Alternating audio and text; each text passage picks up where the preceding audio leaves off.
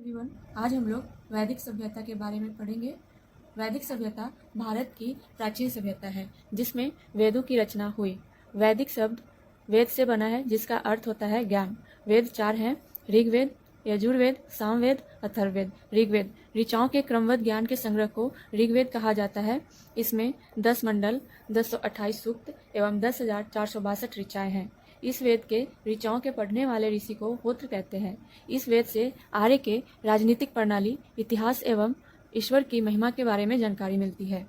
ऋग्वेद के तीसरे मंडल में सूर्य देवता सावित्री को समर्पित प्रसिद्ध गायत्री मंत्र है। इसके 9वें मंडल में देवता सोम का उल्लेख है। ये अक्सर एग्जाम में पूछे जाते हैं, तो ये बहुत ही इम्पोर्टेंट हो जाता है। ऋग्वेद के तीसरे मंडल में सूर्य देवता सावित्री को समर्पित प्रसिद्ध गायत्री मंत्र है। इसके 9वें मंडल में देवता सोम का उल्लेख है। ऋग्वेद के 10वें मंडल में वर्णित पुरुष सूक्त है, जिसके अनुसार 4 वर्ण ब्राह्मण, क्षत्रिय, वैश्य तथा शूद्र आदि पुरुष ब्राह्मण के क्रमशः मुख, भुजाओं, जंघाओं और चरणों से उत्पन्न हुए। ऋग्वेद में प्रयुक्त अघन्य शब्द का संबंध गाय से है। यह भी इम्पोर्टेंट है। ऋग्वेद में प्रयुक्त अघन्य शब्द का संबंध गाय से है। ऋग्वेद में इंद्र के लिए 250 तथा अग्नि के लिए 200 ऋचाओं की रचना की गई है।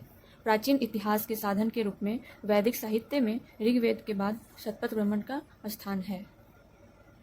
यजुर्वेद सस्वर पाठ के लिए मंत्रों तथा बलि के समय अनुपालन के लिए नियमों का संकलन यजुर्वेद कहलाता है। इसके पाठकर्ता को अथर्ववेद कहते हैं। यजुर्वेद में यज्ञों के नियमों एवं विधि विधानों का संकलन मिलता है। इसमें बलिदान विधि का भी वर्णन है। यह एक ऐसा वेद है जो गद्य एवं पद्य दोनों में है, तो ये इम्पोर्टेंट हो जाता है। वह कौन ऐसा वेद है जो गद्य एवं पद्य दोनों में है, तो ये यजुर्वेद है। नेक्स्ट सामवेद। साम का शाब्दिक अर्थ है गान। इस वेद में मुख्यतः यज्ञों के अवसर पर गाए जाने वाले ऋचाओं मंत्रों का संकलन है। इसके पाठकर्ता को उद्धात्री कहते हैं। इसका संकलन ऋग्वेद पर आधारित है। यजुर्वेद के पाठकर्ता को क्या कहते हैं? अथर्ववेद। एंड सामवेद के पाठकर्ता को उद्धात्री कहते हैं।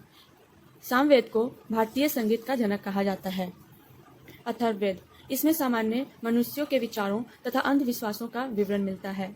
इसमें सभा एवं समिति को प्रजापति की 2 पुत्रियां कहा गया है। नोट: सबसे प्राचीन वेद ऋग्वेद तथा सबसे बाद का वेद अथर्ववेद है। तो आइए फिर से इसको पढ़ते हैं। यजुर्वेद सस्वर पाठ के लिए मंत्रों तथा बलि के समय अनुपालन के लिए नियमों का संकलन यजुर्वेद कहलाता है। इसके पाठकर्ता को अथर्ववेद कहते हैं। यजुर्वेद के पाठकर्ता को अथर्ववेद कहते हैं एंड सामवेद के पाठकर्ता को उद्धात्री कहते हैं। यजुर्वेद में यज्ञों के नियमों एवं विधि विधानों का संकलन मिलता है। इसमें बलिदान विधि का भी वर्णन है। यह एक ऐसा वेद है जो गद्य एवं पद्य दोनों में है। सामवेद साम का शाब्दिक अर्थ है गान। इस वेद में मुख्यतः यज्ञों के अवसर पर गाए जाने वाले ऋचाओं मंत्रों का संकलन है। इसके पाठकर्ता को उद्धात्री कहते हैं। इसका संकलन ऋग्वेद पर आधारित है। यजुर्वेद के पाठकर्ता को अथर्ववेद कहते हैं एंड सामवेद के पाठकर्ता को उद्धात्री कहते हैं। सामवेद को भारतीय संगीत का जनक कहा जाता है। नेक्स्ट अथर्ववेद। इसमें सामान्य मनुष्यों के विचारों तथा अंधविश्वासों का विवरण मिलता है। इसमें सभा एवं समिति को प्रजापति की 2 पुत्रियां कहा गया है। सबसे प्राचीन वेद ऋग्वेद तथा सबसे बाद का वेद अथर्ववेद है।